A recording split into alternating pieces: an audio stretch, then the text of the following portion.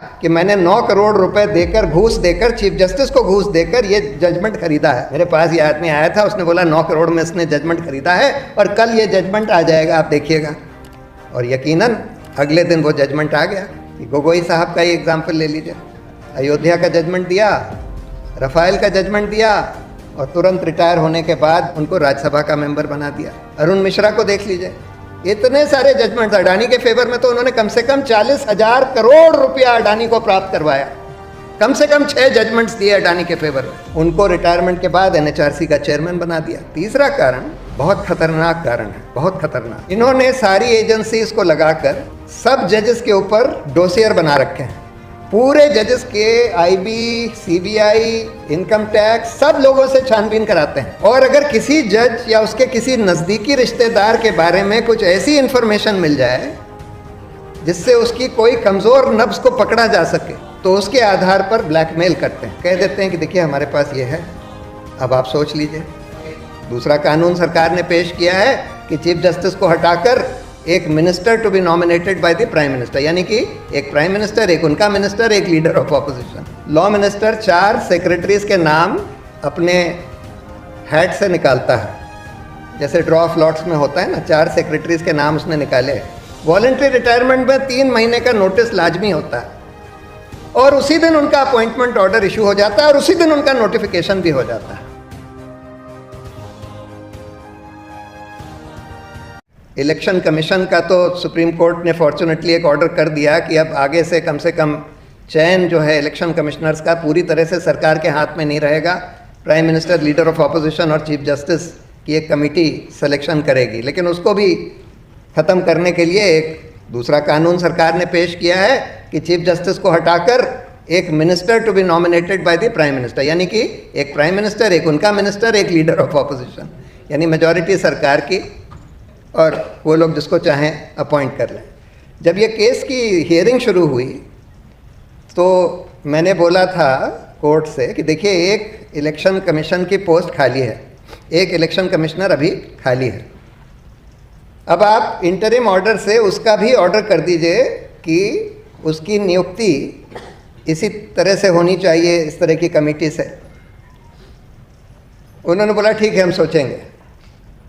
Thursday को ये बात हुई, नेक्स्ट हियरिंग ट्यूसडे को थी, नेक्स्ट ट्यूसडे। सैटरडे को एक ही दिन में एक फाइल मूव करी जाती है उस पोस्ट, वेकेंट पोस्ट को भरने के लिए। लॉ मिनिस्टर 4 सेक्रेटरीज के नाम अपने हैट से निकालता है, जैसे ड्रॉ ऑफ लॉट्स में होता है ना, 4 सेक्रेटरीज के नाम उसने निकाले। उसमें एक ये साहब भी थे, अरुण गोयल, जूनियर मोस्ट थे। उसी दिन वो फाइल प्राइम मिनिस्टर के पास भेजी जाती है। वो कहते हैं अरुण गोयल का हम सिलेक्शन करते हैं। उसी दिन उनको बोल दिया जाता है कि आप वॉलंटरी रिटायरमेंट ले लीजिए। उसी दिन फाइल वो मूव करते हैं वॉलंटरी रिटायरमेंट के, उसी दिन उनको वॉलंटरी रिटायरमेंट दे दिया जाता है, सारे रूल्स को अनदेखा करके। वॉलंटरी रिटायरमेंट में 3 महीने का नोटिस लाजमी होता है और उसी दिन उनका अपॉइंटमेंट ऑर्डर इशू हो जाता है और उसी दिन उनका नोटिफिकेशन भी हो जाता है। इलेक्शन कमीशन का तो ये हाल कर दिया है कि अब इलेक्शन, जैसे कई साल तक हम लोग ये मानते थे कि इलेक्शन कमीशन एक इंडिपेंडेंट इंस्टीट्यूशन हो चुका है सेशन साहब के बाद, लेकिन पिछले कम से कम 6 साल से हम ये देख रहे हैं कि उसकी इंडिपेंडेंस बिल्कुल ख़त्म हो चुकी है। एक साहब जो चीफ इलेक्शन कमिश्नर बने थे, उनका तो रेडियो टेप्स में एक टेप आया था बाहर, सुनील अरोरा साहब, जिसमें वो बात कर रहे हैं जुडिशरी में भ्रष्टाचार की, और बड़े मज़े से मीरा राडिया को बता रहे हैं कि अभी मेरे पास एक आदमी आया और कहने लगा कि मैंने 9 करोड़ रुपए देकर, घूस देकर, चीफ जस्टिस को घूस देकर ये जजमेंट खरीदा है।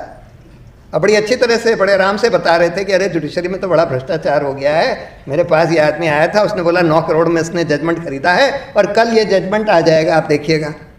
और यकीनन अगले दिन वो जजमेंट आ गया। तो ऐसे ऐसे लोगों को आपने इलेक्शन कमिश्नर बना दिया तो नेचुरली अब वही इंडिपेंडेंस नहीं रह गई। तो सारे इंस्टीट्यूशंस को करीब करीब ध्वस्त कर दिया गया है।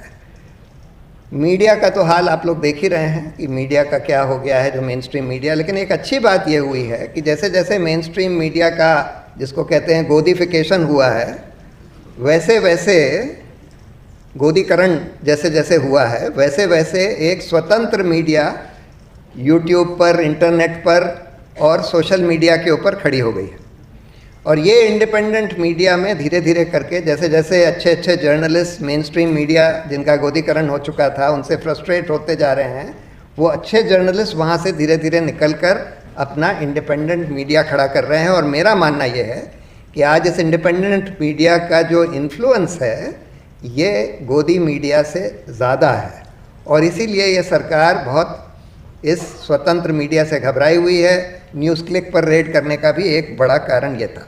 अब लास्ट सवाल ये है कि न्यायपालिका, देखिए न्यायपालिका को तो संविधान ने बिल्कुल स्वतंत्र बनाया था, ये माना था कि ये सरकार से बिल्कुल स्वतंत्र रहेगी, और इसीलिए इनका रिमूवल प्रोसेस या इनके ऊपर डिसिप्लिनरी कंट्रोल सरकार का नहीं रखा गया था, और रिमूवल प्रोसेस बहुत मुश्किल कर दिया था, इम्पीचमेंट बहुत मुश्किल कर दिया था। तो एक तरह से उनको एक फंक्शनल इंडिपेंडेंस तो संविधान ने दे दी, लेकिन हम देख रहे हैं कि मीडिया ये सब देख रही है कि 6-6 साल से आपने भीमा कोरेगांव गांव के लोगों को बंद किया हुआ है, जेल में सड़ रहे हैं, ट्रायल भी नहीं स्टार्ट किया। दिल्ली राइट्स के लोगों के खिलाफ बिल्कुल बोगस चार्जेस बनाकर, मतलब ये अपना जो उमर खालिद है उसकी तो सारी स्पीचेस रिकॉर्डेड हैं, और सारी स्पीच कुछ भी देख लीजिए, कुछ भी ऐसा उसमें आपत्तिजनक नहीं है, फिर भी उसको इतने साल से जेल में रखा हुआ है, 3 साल से ज़्यादा हो गए, और बेल नहीं दी। ट्रायल तो खैर शुरू होने का नाम ही नहीं ले रहा। ये क्यों होने दे रही है जुडिशरी, क्या हो गया? देखिए इसके 3 बड़े कारण हैं कि न्यायपालिका की इंडिपेंडेंस क्यों काफ़ी हद तक ध्वस्त हो गई। अभी तो खैर वर्तमान समय में थोड़ा सा इम्प्रूवमेंट है, पहले से थोड़ा इम्प्रूवमेंट है, लेकिन फिर भी अगर हम पिछले 6-7 साल में देखें तो क्या हुआ, ऐसा क्या हुआ, क्यों हुआ? एक कारण तो यह है जिसको हम कहते हैं कि the lure of post retirement jobs, जिसके बारे में अरुण जेटली ने भी बोला था कि post retirement jobs influence pre retirement judgements. Gogoi साहब का ही एग्जाम्पल ले लीजिए, अयोध्या का जजमेंट दिया, रफाइल का जजमेंट दिया, और तुरंत रिटायर होने के बाद मतलब 2-3 महीने के अंदर ही उनको राज्यसभा का मेंबर बना दिया। अरुण मिश्रा को देख लीजिए, इतने सारे जजमेंट्स अडानी के फेवर में, तो उन्होंने कम से कम 40,000 करोड़ रुपया अडानी को प्राप्त करवाया, कम से कम 6 जजमेंट्स दिए अडानी के फेवर में, और उनको रिटायरमेंट के बाद एनएचआरसी का चेयरमैन बना दिया। एक और थे साहब, उनको गवर्नर बना दिया, एक पहले थे साहब, उनको भी गवर्नर बना दिया। तो एक तो ये प्रॉब्लम है।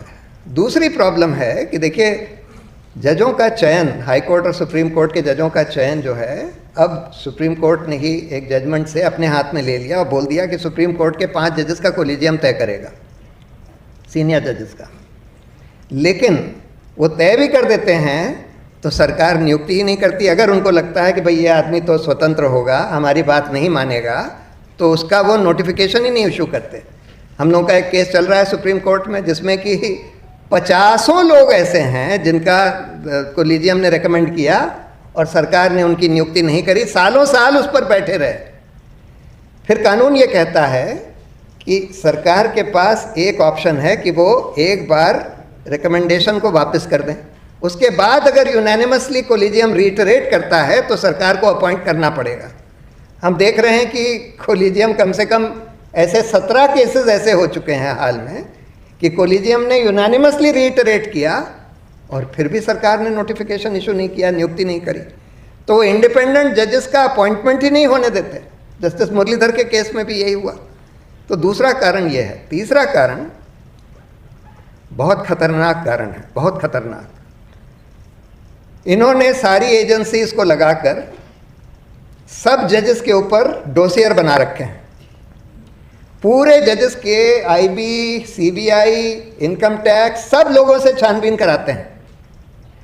और अगर किसी जज या उसके किसी नज़दीकी रिश्तेदार के बारे में कुछ ऐसी इंफॉर्मेशन मिल जाए जिससे उसकी कोई कमज़ोर नब्ज़ को पकड़ा जा सके तो उसके आधार पर ब्लैकमेल करते हैं और कह देते हैं कि देखिए हमारे पास ये है, अब आप सोच लीजिए। और ये एक नया तरीका इस सरकार ने अख्तियार किया है न्यायपालिका को अपने कब्जे में करने का, और इस वजह से आज ये बहुत बड़ी प्रॉब्लम खड़ी हो गई है।